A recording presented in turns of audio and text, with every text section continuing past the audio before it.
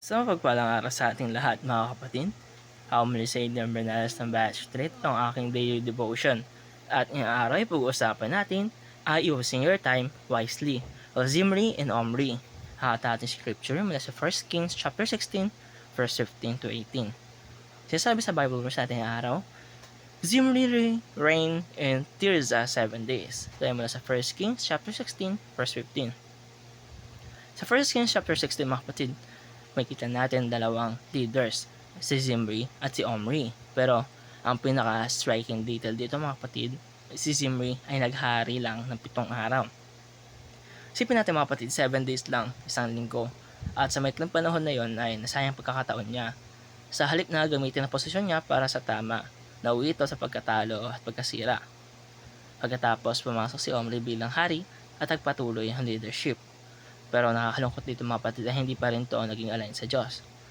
Dito na may nakita na ang isang powerful na lesson.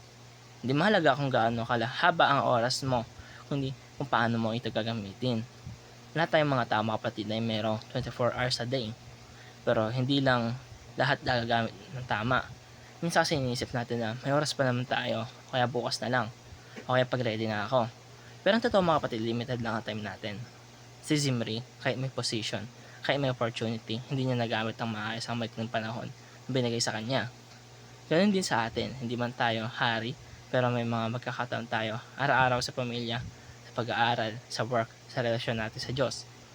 At katanungan dito mga kapatid, nagagamit ba natin yung oras natin ng maayos, wisely? Minsan kasi mga kapatid, nauubos lang natin ang oras natin sa distractions, social media, procrastination, o sa mga bagay na walang long-term value.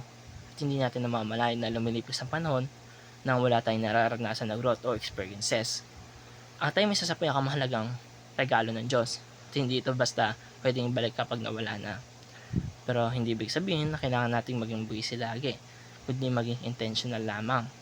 Intentional sa paggawa ng tama, intentional sa pag-prioritize ng Diyos, intentional sa mga bagay na may eternal value.